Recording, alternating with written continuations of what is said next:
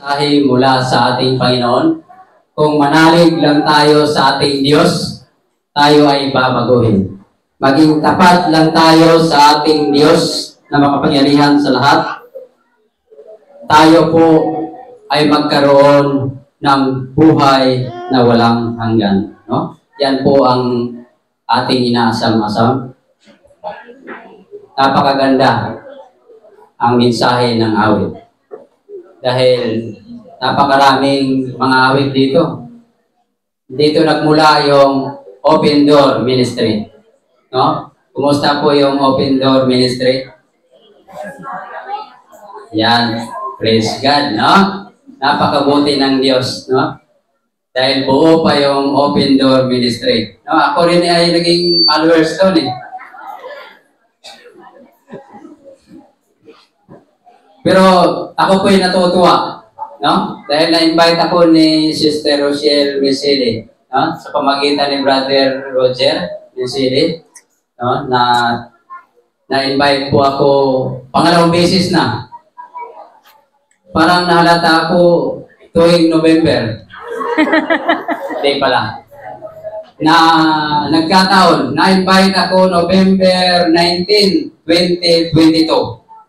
Na ulit ngayon, November 29, 2025. No? Napakabuti ng Diyos, no? Makadalaw muli sa Southfield Church. At ako po'y natutuwa na makita ko ang Southfield Church ay lumalago. No? Patuloy na lumalago. Dumarami ng dumarami ang kapatid. At nakikita ko ang ating church building. Unti-unti po lumalago. No? Kasi iba rin yung nakikita ko noong year 2022. Oh, sa ngayon. Talagang ang Southfield Church ay masipag sa gawain ng Panginoon. Amen. Purihin ang Panginoon sa oras na ito. Ako rin po ay natutuwa. Dahil narito nakikita ko si Sister Nati Pitong. No? Pagdating ko kanina, hinahanap ko kagad sana si Sister Nati. Kasi tinanong ko sa kanyang anak kung nasaan siya. Nakita ko na ngayon. At natutuwa rin ako, nandito rin si Brother Darius. Napakabuti ng Diyos, narito sila. Kaya patuloy lang, brother. Kaya ang Diyos ay natutuwa na narito kayo sa bahay-sambahan. Nagpupuri sa kanyang banal na pangalan. Bago po tayo magpatuloy sa ating pag-aaral, mga minamahal ko mga kapatid, nais ko pong anyayahan kayo na yumuko para sa ating panalangin. Dakila at mahabagin naming Diyos na magpangilihan sa lahat. Diyos na maibigin, Diyos na manawain, Diyos na nagkaloob ng aming buhay. Maraming salamat po Diyos sa buhay na pinagkaloob mo sa bawat isa sa amin. Nawa po'y pahabain mo pa ang aming buhay o Diyos para sa aming pamilya at para sa aming mga kapwa. Panginoon, sa oras na ito o Diyos, ibinabalik po namin ang papuri at pasasalamat dahil sa iyong kabutihan. Nawa po ang pangangasiwa ng Banal na Espiritu ay aming maranasan. Nawa po ipagkaloob sa amin o Diyos ang bagong puso at bagong kaisipan upang sa ganon ang lahat ng aming mapapakinggan, ang mga aral o Diyos para sa amin, matanggap namin sa aming puso at isipan, magamit namin ito habang kami nag-aantay sa iyong muling pagdating. Itong lahat ay aming hinihiling, pinasasalamatan at iadalangin, alang-alang naman sa matamis na pangalan ng aming tagapagligtas na si Panginoong Yesus. Amen. No? Napakabuti ng Diyos dahil narito tayo sa bahay-sambahan. Nagpupuri sa kanyang banal na pangalan. Ang pamagat po ng ating pag-aralan, ito po ay prophecy. No? Marami na pong napapakinggan tungkol sa prophecy, mga minamahal ko mga kapatid. At siguro, ito ay review na lang sa bawat isa sa atin. Kaya, ang pamagat po, Daniel and Revelation, a love story. Ito po, isipin natin mga minamahal ko mga kapatid, yung mga prophecy na ito, propesya para sa atin mga kapatid ay isipin natin na ito po ay maging love story sa atin, no? Mula sa ating Panginoon. Kung paano tayo minahal ng Diyos, mga kapatid, ang kanyang bayan. Simula pa sa walang hanggan hanggang sa walang hanggan. Ang Diyos ay pag-ibig at iniibig ka niya, mga kapatid. Masaya siya kung nandito ka sumasamba sa ating Diyos. Alam niyo mga kapatid, nais ko maging vegetarian. At ang gusto ko ng mga vegetarian ay nakikita ko ang kanilang mga ginagawa na biniblender ang mga gulay at mga prutas. No? Ginagawang Diyos. Kaya mga kapatid, ang gagawin po natin sa oras na ito I will choose the book of Revelation and Daniel. At kukunin natin mga minamahal kong mga kapatid ang nutrients na makakabuti sa bawat isa sa atin. Yan, yung makakabuti sa ating spiritual life, mga kapatid. Ilalagay natin ito sa sachet para madaling maintindihan. Tungkol ba saan ang Daniel chapter 1? Mga minamahal ko mga kapatid. Ang Daniel chapter 1 ay tungkol itong kay Daniel and his friends. Mga Hudyo sila. Pero nilusog sila ng Babylon. Kinuha ng Babylon ang mga kabataan para sanayin sa University of Babylon. Kinuha sila sa kanilang homeland. Bakit kaya pinahintulot ng Diyos? Mahal ng Diyos ang kanyang bayan, ang Huda. Pero, bakit sila hinayaang dapin ng Babylon? Daniel and his friends was taken captive in the empire of Babylon sa pangunguna ni Haring Nebuchadnezzar. Bakit kaya ito ginawa ng Panginoon?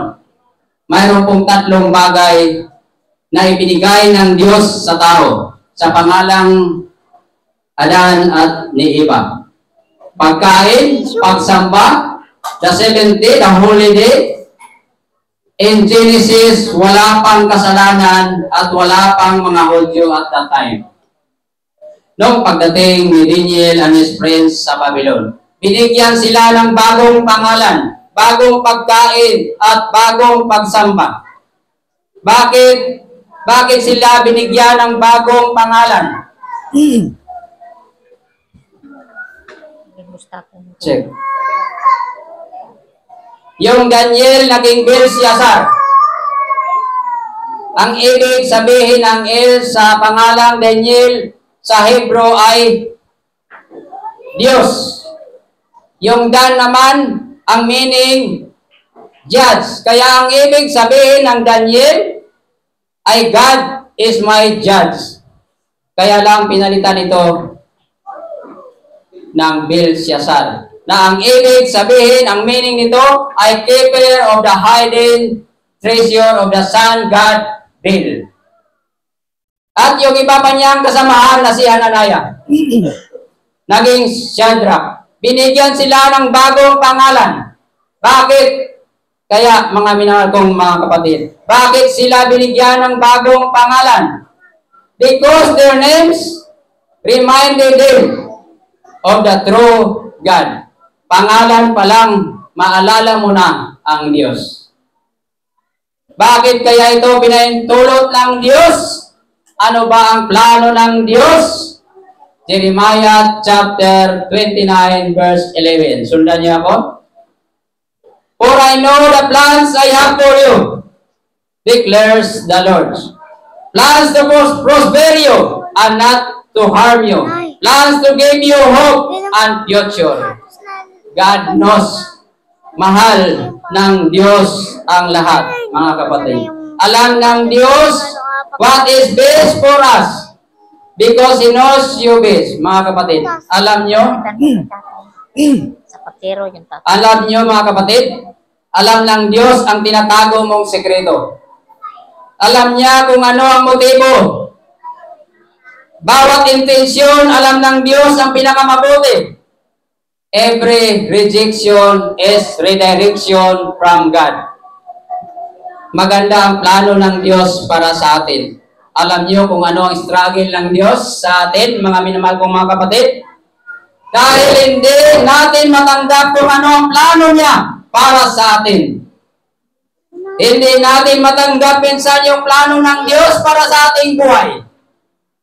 At kadalasan ay pinagpapalit pa natin ang Diyos sa kapirasong tinapay. It's a love story. It's between your love for God and the love of God for you. Yan po ang pag-ibig ng Diyos. Perpekto ang plano ng ating Diyos para sa atin. May plano ba ang Panginoon para kay Daniel and his friends? Yes, mga minamahal kong mga kapatid. May plano ba ang Diyos para sa iyong buhay? Yes, kaya lang, kailangan mong pagkatiwalaan ang Diyos. Daniel chapter 1, verse 8, ang ating susing talata. At kung hindi natin pagkatiwalaan ng Diyos, tayo ay ma-anxiety. Bakit? Kasi alam natin na yung pinagkakatiwalaan natin ay mabibigo as long as nandyan ang ating mga savings. As long as nandyan ang ating mga bahay, maganda ating bahay. As long as nandyan ang ating mga health, as long as we have our assets and employment dito sa mundo. Pinahintulutan ng Diyos, mga kapatid. Alam nyo kung ano ang gagawin ng Lord? Pababagsakin niya, pahintulutan niyang babagsak ito, mga kapatid, ang lahat para tunay tayong magtiwala sa Diyos. Naranasan mo na ba yan, mga kapatid? Brokenness. Ito ang susi para tunay tayong magtiwala sa Diyos.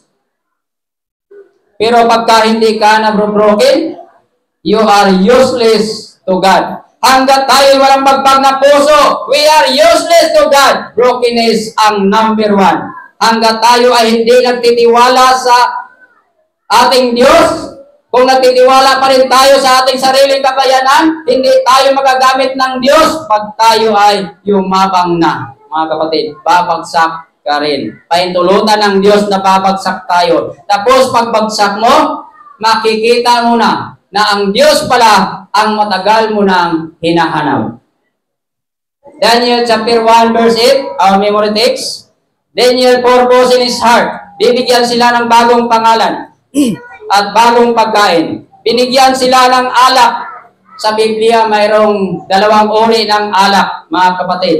Yung fermented at unfermented wine.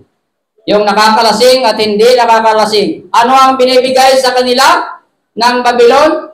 Fermented wine of Babylon. Pero dahil sumilang ng pag-ibig ng Diyos, nataniman na si Daniel and his friends, bata pa lang ng pag-ibig sa Diyos, hindi niya kayang ipagpalit ang kanyang relasyon sa Diyos. Dapat ganon din tayo, mga minamahal kong mga kapatid. Daniel purpose in his heart na hindi niya inumin ang alak ng Babylon at mga unclean food of Babylon. Ang Daniel at Revelation, mga kapatid, ay twin prophetic book. So, makikita natin sa istorya ni Daniel 1 hanggang Daniel 6 ay symbolism ng Revelation. Remnant reject the wine of Babylon. Ang ibig sabihin ng remnant ay God's people na lalabing tunay. Literal wine sa Daniel. Ngunit, mababasa mo sa Revelation na mayroong wine of Babylon which is symbolic. Bakit? Mga kapatid, bakit kaya hindi nagbibisyo o umiinom ng alak na nakakalasing ang mga Seventh-day Adventists? Bakit kaya? Bakit sa paniniwala natin ng mga Seventh-day Adventists na hindi tayo nag-happy hour kagaya ng iba na makikita natin sa sanlibutan? Bakit? Kasi sobrang saya na natin sa Panginoon para magbisyo pa tayo, mga minamahal kong mga kapatid. God complete us! Ganon din si Daniel. Kaya, ni-reject ang wine of Babylon. So, what is Daniel 1 is all about? God's people reject the wine of Babylon. Daniel chapter 2. God's people prophesy. Dahil sumunod sila sa utos ng Diyos sa Daniel chapter 1, hindi sila uminom ng alak, hindi sila kumain ng mga maruruming pagkain. Ayon sa Word of God, lumakas tuloy ang kanilang isip at lumakas ang kanilang mga katawan. At nagkaroon sila ng katalinuhan sa Daniel chapter 2, mga minamahal kong mga kapatid. They were able to prophesy sa Daniel chapter 2. Ang Daniel chapter 2 ay tungkol ito sa second coming of our Lord Jesus Christ na naginip si King Nebuchadnezzar. Ng dream of his kingdom, ang interpretation ng dream ni King Nebuchadnezzar ay ang ulo ay ginto. Ang bisig, silver. Ang hita ay bronze. Ang legs papunta sa talampakan ay bakal na may halong putik na may darating doon sa talampakan ng statue of man represent the second coming of the Lord Jesus Christ. Hindi natin maipakita yung illustration, no, sa ating pag-aaral. Yung may darating na bato, Jesus is the rock that is coming very soon, mga kapatid. Jesus is the rock of ages na malapit at malapit ng darating. And He will destroy all the kingdom of this world. Ang pinakamahalaga dito, mga kapatid, sa lahat, yung tatamang bato doon sa talampakan. Babylon is out. Medo-Persia is out. Ang hinihintay na lang natin ay yung pagdating ng Kristong bato. Jesus, second coming. Yan po ang Daniel chapter 2. Pero mayroong nangyari. Ano yung nangyari, mga kapatid? Noong nakita ni Satanas na ginagamit ni Yahweh si Daniel and his friends, ano po ang nangyari? Daniel chapter 2 verse 5. The king answers to the Chaldeans. Ang ibig sabihin ng Chaldeans ay Babylonians. My decision is firm. Kung hindi nyo mapaninag sa akin yung image ng tao ng panaginip and I know the dream and interpretation, pagpuputol-putulin ko kayo at susunugin ko ang inyong mga bahay. Pero kung mapaninag nyo naman ang dream na yon, may gantimpala kayo. Kaya nag-pray si Daniel. Nag-pray si Daniel sa Panginoon. Sinagot ba ng Panginoon ang kanyang panalangin? Yes or no? Yes. Yes. Pag mayroon tayong problema, dumiretso tayo sa Diyos. Huwag kayong pumunta sa pleasure. Mag-pray tayo while worried. When you can pray, ikumpisal natin sa Diyos ang ating mga kasablayan. And Jesus will welcome us with open arms. Because every say has a past. Dahil ang Diyos ay pag-ibig. And every sinner has a future in Christ. Huwag tayong pumunta sa pleasure, no? Na magparty-party na lang tayo. No? Maraming ganon. Huwag tayong pumunta dyan sa kung saan-saan na lang. Alam nyo yung pag-inom ng alak, kagaya sa sanlibutan, pagsisigarilyo, at kung ano pang mga pleasure sa mundo. Ang tawag po doon ay stimulants. Kaya lang, ang hindi alam ng karamihan, ang stimulants sa dulo nagiging depression. Kaya lalong depress ang mga tao pagkatapos makipag-inuman. Pag hindi tayo lumapit sa Diyos. Doble po ang gutom natin at problema. Patong-patong ang problema natin, mga minamahal kong mga kapatid, kung di tayo lumapit sa Diyos, na parang hindi ka na makahinga, na parang ikaw na lang ang mag-isa kung wala ang Panginoon. Yun po ang naranasan ko, mga kapatid. Dahil galing po ako sa Katolik, mga minamahal kong kapatid, ay naranasan ko ang mga yan. Huwag nating angkinin ang mga bagay na mayroon tayo sa ating sarili. At ang tunay nating kayamanan, alam nyo kung ano ang tunay nating kayamanan? Kapag tayo ay nawawalan. Kapag tayo'y nawawalan, Bro Rodi, di ba? Nung nawala yung trabaho na yan, di ba nadoble ang panalangin mo? Bumalik ka sa simbahan, di ba mga kapatid? Ang tunay pong ito, ang tawag po nito ay blessings in disguise. Kaya, dahil ang priority natin mga kapatid, ang Panginoon. Yun yung, dahil ang priority ng Diyos ay hindi ka magiging milyonaryo. Pwede, pero pwede naman na hindi naman masama na magiging mayaman tayo, na maging milyonaryo tayo. Dahil money is that bad. That's why God provided sa atin. Pero ang gusto ng Diyos ay maligtas ka, mga kapatid. Na maiwas tayo sa dagat-dagatang apoy. Yan po ang nais ng Diyos sa atin.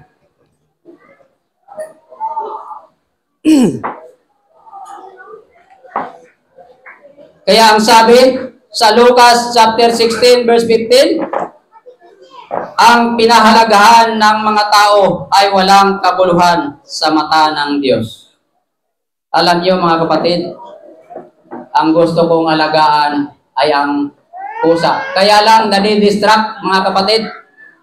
Mayroon akong napanood isang video ng ng pusa.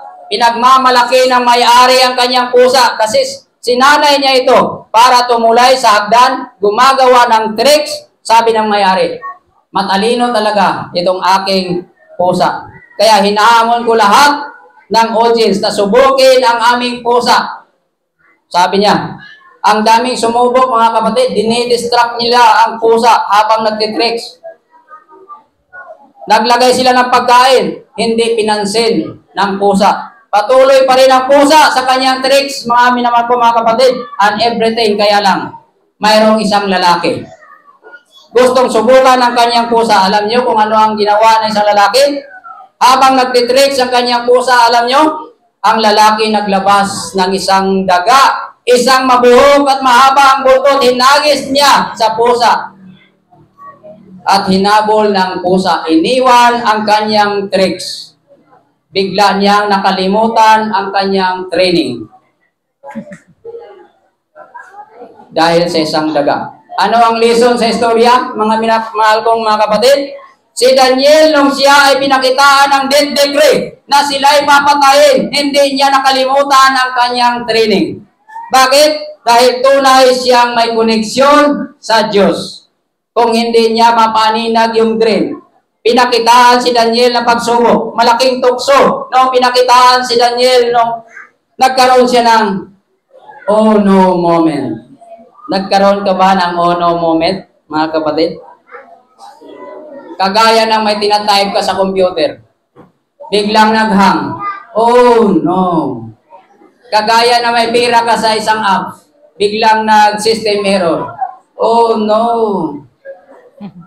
May oh no moment ka ba sa iyong buhay? Ang Panginoon, mga kapatid, ay wala siyang oh no moment. Alam ng Diyos ang kanyang ginagawa. Mga minamahal kong mga kapatid. Hindi nagugulat ang Diyos because He knows the future. Pero tayo mga tao, konting glitch lang, nagpapanik na tayo. Ganon tayo ka-helpless without Jesus. Sabi ni Jesus sa John chapter 15 verse 5, without me, you can do nothing. Wala tayong magagawa. Alam nyo, ang buhay natin ay nakadepende lang sa purpose ng ating Diyos. Kaya huwag mong panghawakan na sa'yo yan. Yung mga bagay na nariyan sa'yo. Hindi. Lahat yan, pahiram lang ng Diyos sa atin. At kung ano ang gagawin natin sa mga material na bagay will determine if we will have everlasting life. Ang Diyos ay laging nakatingin sa ating mga desisyon. Nandyan lang ang Diyos, nakatingin siya sa atin kung ano ang motibo natin at intensyon. Kaya dapat nating i-rearrange ang mga priorities natin. Alam nyo, ang taong may anxiety, mga minamahal kong mga kapatid, Ang gusto niya, laging nakapikit, no? Minsan naman, laging gising. No? Laging dilat. Kung minsan naman, gusto nila lagi na lang pikit, di ba? Dahil ayaw na nilang lumaban. Ganyan ang taong may anxiety. Ang solusyon po sa anxiety, mga minamahal kong mga kapatid, ay total surrender to Jesus.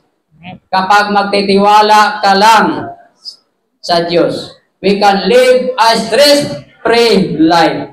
Do not worry about your life. Matthew chapter 6. Consider the lily in the water and the birds in the air. Kung inalagaan ng Diyos yung mga animals, yung mga hayop, ikaw pa kaya? Kaya lang, hindi nakapokus tayo sa mga bagay na wala sa atin.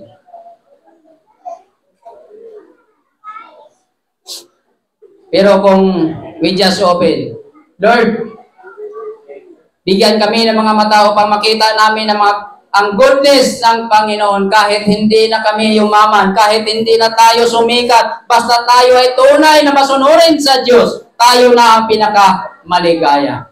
Praise God. No? Bakit? Because what is in the heart must come out. Yan, must come out, mga kapatid, and will come out. Praise God. Yan po ang Daniel chapter 2. God's people prophesy in Daniel chapter 2 na may darating na patusikan coming ng ating Panginoong Hesus. Pero, pag tiningnan mo sa Revelation 10, same thing rin mga minamahal ko mga kapatid. God's people prophesy in Revelation 10. Tingnan nyo sa Revelation 10. And I was told you must again prophesy sa buong mundo that Jesus is coming soon. And people will point them. Yung remnant will point them na kapag darating na si Jesus sa alapaap. Jesus is on the most holy place in the heavenly sanctuary. At anong ginawa ni Jesus doon? Tinitingnan ni Jesus ang tunay na nagsisisi. And by virtue of blood, it would be blotted out. Yung mga record natin na kasalanan sa langit, the cleansing of the sanctuary. Seventh-day Adventist lang ang may mensaheng ganito, na nagtuturo ng 3 angels message. Kasi ito po yung tunay na grace-filled message. Hindi tayo nagtuturo ng one saved, always saved, na kakuya-kuyakoy ka na lang sa iyong faith. Hindi. Mayroon pong judgment going on. Sabi sa Revelation 14, verse 7, where God give glory to Him, worship Him, for the hour of His judgment has come. Has come, mga kapatid, nandito na. Di ba? Gusto mong ayusin ang mga priorities mo sa buhay? Kung malalaman mo yan, it is a message of love. Daniel chapter 1, reject the wine of Babylon. Daniel chapter 2, nag-prophesy sila sa ikalawang pagparito ng ating Panginoong Hesus. God's people prophesy the second coming of Jesus Christ. And Daniel chapter 3, God's people persecuted. Daniel chapter 7, verse 25. And he shall think to change time and laws. Ang maliit na sungay sa Daniel chapter 7, ano ang gagawin niya? Babaguhin niya ang kautusan ng Diyos. So, itong little horn sa Daniel 7, babaguhin niya ang kautusan ng Diyos. Alam niyo kung ano ang trabaho ng diablo sa iyong buhay? Kung ano man ang koneksyon mo sa Diyos ngayon, malaki man yan, active ka man sa church o hindi, o para kang palitaw sa church, whatever, kahit ano mang measure of faith na mayroon ka ngayon sa Diyos, gusto yan baguhin ng diablo. Gusto niyang sirain. Tandaan niyo yung mabuti. Huwag kang makikinig sa mga nag-criticize sa'yo. Pumunta ka lang kay Jesus and He will welcome you with open arms. Mag-focus ka lang sa potential mo of what you can do with Jesus. Give glory to Him, not to man. Bidas part sa ating church, ikaw ang magsisimula ng revival sa tahanan mo. Bayaan mo sila kung ayaw nila. Maging mapagmahal ka lang. Ipakita mo ang ministry of loving Jesus. Hindi mo na kailangan ng approval. Maging halimbawa ka lang. Sumaksi ka lang sa kanila at yun na ang magtutunaw ng mga puso ng mahal mo sa buhay. Sa Daniel chapter 2, ito yung panaginip na galing sa Diyos. This dream came from God, pero ipinapalimot niya kay King Nebuchadnezzar. Pero ang nagpaninag sa nakalimutang dream ay si Daniel. Galing yan sa Diyos. Ang Babylon represent the head of gold. Mayaman po kasi itong Babylon noon. Kasi modern Iraq ito ngayon. Pero noong panahon ni King Nebuchadnezzar, they were the gold monarchy, kaya head of gold. Kaya lang, hindi na sila head of gold ngayon. Silver na. Kasi sinakop sila ng Medo-Persia. The Medes and the Persian headed by the King Darius and King Cyrus. So, hindi nagustuhan ni King Nebuchadnezzar na may tatalo sa Babylon. Kaya binago niya ang senaryo ng Panginoon. Kaya nagpagawa siya lahat ginto, mga kapatid, sa Daniel chapter 3. Hindi ba yan ang yung Daniel 7 din? Papalitan niya, babaguhin niya ang itinakda ng Panginoon. King Nebuchadnezzar did not like the scenario of what God given to Daniel in Daniel chapter 2. Hindi nagustuhan. Nagpagawa siya lahat ginto. Tanong, sa Daniel chapter 3, mayroon bang bato? Yes or no? Wala, mga kapatid. Kasi ayaw ni Sita na darating si Jesus. Ayaw ng Diablo na malaman mo about the advent of Jesus. Tinatanggal nila ang bato, puro na lang ginto, at sasambahin nila, mga kapatid, ang ginto. Kapag hindi sila sumamba, they will burn. Susunugin sila, bow or burn. Ayaw ng Diablo sa lahat ng mga Adventist. Bakit, mga kapatid? Kasi pangalan pa lang, ayaw na kaagad, no? Ng Diablo. Pangalan pa lang, nangangaral na. Kaya walang bato sa Daniel chapter 3. Only gold. So, lahat inutusan na sumamba sa gold image na ito, mga kapatid. Daniel chapter 3 verse 16. Our God who will serve, who's able to deliver us. So, hindi sila sumamba. Alam niyo kung bakit hindi sumamba yung tatlong prince ni Daniel? Kasi pag sumamba kayo sa inukit na larawan, idolatry po yan. Kahit pa yan larawan ni Jesus, ni Mary, at kung sino pa mang santo, sabi, no carving, ang sabi ng Diyos. Huwag kayong sumamba sa anumang inukit na larawan. Bakit, mga kapatid? Kasi ang sabi sa Colossians chapter 1 verse 16, Jesus is the image of the invisible God. Kapag sumamba kayo sa mga inukit na larawan, tinatanggihan niyo talaga si Jesus, which is the image of the invisible God. Kaya huwag kayong uukit. Sabihin nila, ayaw niyo sumamba. So, sunugin kayo sa burning fire.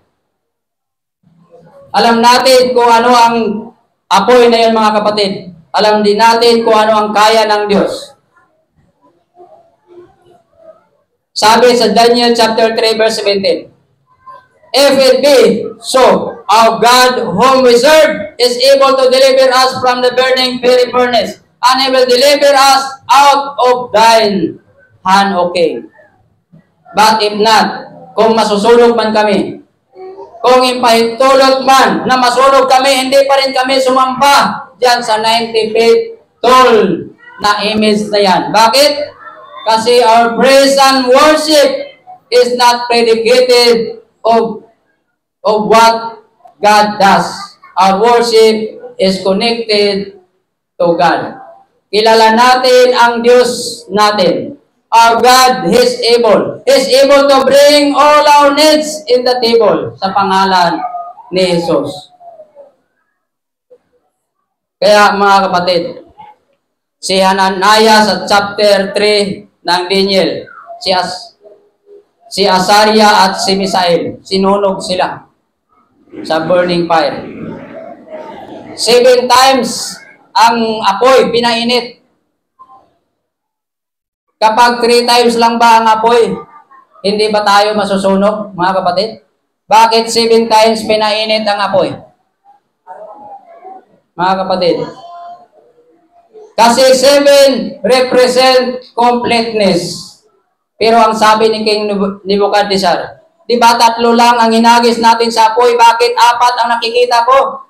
Kasi si Jesus was with them in the fire. Bakit kailangan lumakas pa ang apoy, mga kapatid? Because when your faith goes up, the fire goes up. Nag-Seventh-day Adventist ka na pala ha? The fire goes up. Tinanggap mo na pala ang Panginoong Hesus? The fire goes up. Super Christian ka na pala? Kukutsain ka. The fire goes up. Tinanggap mo na pala si Hesus na personal Savior. At ngayon katiwala ka na ni Hesus. The fire goes up. Pasensya na ha. Kasi sa aming company ay may pasok talaga ng Sabado. The fire goes up. Pero, mga kapatid, ang mga taong tapat sa Panginoon ay hindi pinabayaan ng Diyos. Totoo yan, mga kapatid, nasubukan ko na yan by experience. Seek ye first the kingdom of God. Ano ba ang ibig sabihin sa ikalawang pinakasikat na Bible verse? Na seek ye first the kingdom of God and His righteousness, and all of these things shall be added unto you. Ano ba ibig sabihin nito, mga kapatid?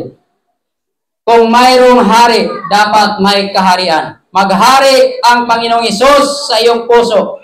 Seek ye first the kingdom of God. Ang puso mo muna ang magiging trono dito sa lupa, mga kapatid, ng ating Diyos. Sino maghahari sa ating puso ngayon, mga kapatid? Si Jesus dapat ang maghari sa ating puso. Bakit ka nandito, mga kapatid? Kasi you can be in the church, connected in the church, pero disconnected with Christ. Kaya kailangan natin ang brokenness sa ating buhay. So, ang ginawa ng Panginoon, it's a love story.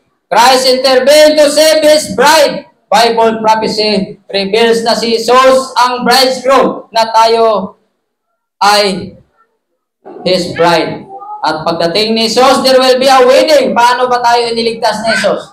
Mga kapatid, ang sabi ni Jesus sa Genesis chapter 2, Adam and Eve, sa araw na kainin mo yan, siguradong mamamatay ka. Bumulagta ba si Adan at si Eva, mga kapatid? Nalagutan ba sila ng buhay nung kinain nila ang mga pinagbabawal na pagkain? Yes or no? Hindi, kasi ang sabi sa Genesis chapter 5 verse 5, nabubuhay si Adan ng 930 years old, tapos namatay na lang siya naturally. Napatay ba siya nung araw na sinuhay niya ang Panginoon? Hindi. Nagpatuloy pa rin ang buhay nila. Mali ba ang Bible, mga kapatid? Mali ba ang Bible? Of course not. Halimbawa, mayroon kang malaking bahay. Maliwanag kasi mayroon kang chandelier. Malamig kasi mayroon kang aircon. Doon sa iyong mansyon, mayroon kang isang mahal sa buhay. Binubuhay na lang na respirator. Biglang nag-brown out. Paano yung mahal mo sa buhay? Ano mangyayari? Buhay o patay? Patay kasi nag-brown out. Pero ulitin ko ang kwento, mga kapatid. Mayroon kang isang mansyon. Maliwanag dahil mayroon kang chandelier. Malamig dahil mayroon kang aircon. Doon sa isang kwarto, nandoon ang iyong mahal sa buhay. Binabuhay na lang ng respirator. Pero bago pa mag-brown out, mga minamahal ko, mga kapatid, ay bumili ka ng generator. Kaya pala sa SM, kahit 5 oras na ang brown out, hindi natin nararamdaman na nag-brown out. Nangyari, mga kapatid, biglang nag-brown out. Mayroon na siyang generator na nabili. Ano mangyari sa kanyang Mahal sa buhay. Buhay o patay? Buhay. Dahil mayroon pong generator. Kaya mga kapatid, ang generator po doon naroon ay walang iba, ay yung ating Panginoong Jesus. Ano ang lesson sa istorya rito mga kapatid? Si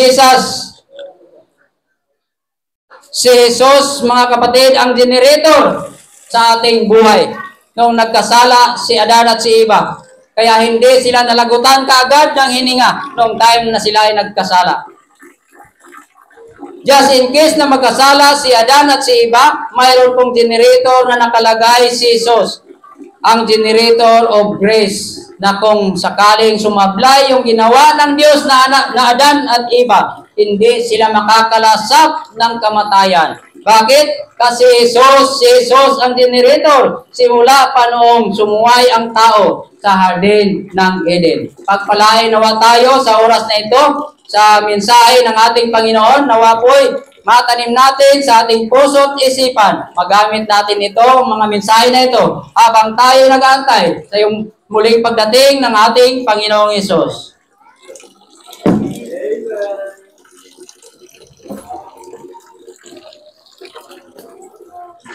Bilang pagtugon po sa ating mensahe na pakinggan ngayong umaga, kayo po ay sama-sama tumayo at awitin po natin sa hymn number 423, 423, Stand Like the Tree.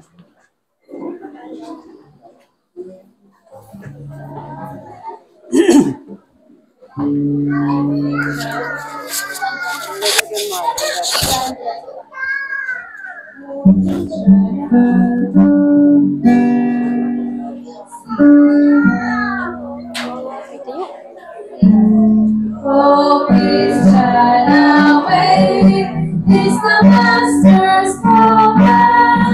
We down and true, let us one day die to give God water, no fear, letting go.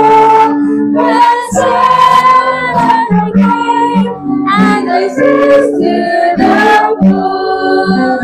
Stand like a brave, stand like a brave, stand like a brave, with a face to the moon.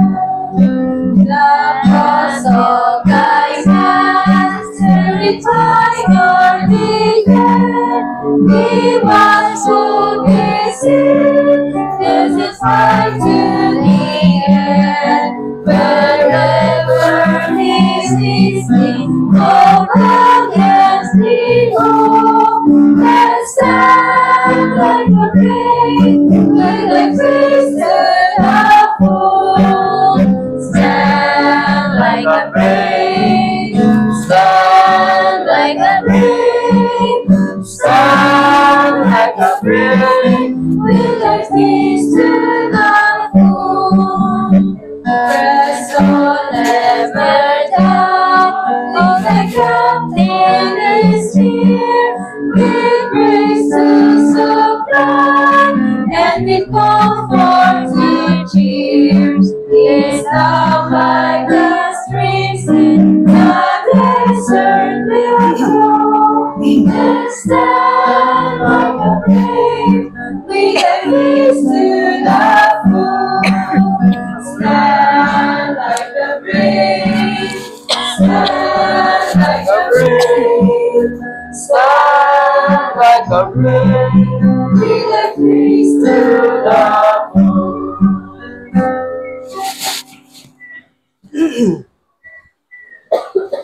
Amang banal, Diyos na makapangyarihan sa lahat. Narito po kami nagpupuri sa iyong banal na pangalan. Tawa po kami ay hayo sa iyong banal na gawain. Pinupuri ka namin sa Espiritu at sa katotohanan. Maraming salamat po sa mga mensahe namin napapakinggan. Nawa po'y matanim namin sa aming puso at isipan habang magamit namin ito, habang kami nag-aantay sa iyong muling pagdating. Nawa po, pagpalain po, Diyos, ang lahat ng naririto. Itong lahat ay aming hinihiling. pinasasalamatan at dinadalangin. Alang-alang lamang sa matamis na pangalan ng aming Panginoong Hesus. Amen. Soon, Jesus will return. Signs of the end are fast fulfilling. Soon, Jesus will return. He will bring to an end all sin and move, and His take His children home. Are you gladly living honest? Jesus Christ, Jesus is. Are you living by God's word and by His power? By His grace, my friends, let us walk past the air. There we see our Savior come again. Amen. Ay nagsasali, Jesus muling darating. Sa lahat ay papawi, anak niya ay kukunin. Kaligtasan ay iyong ibigay.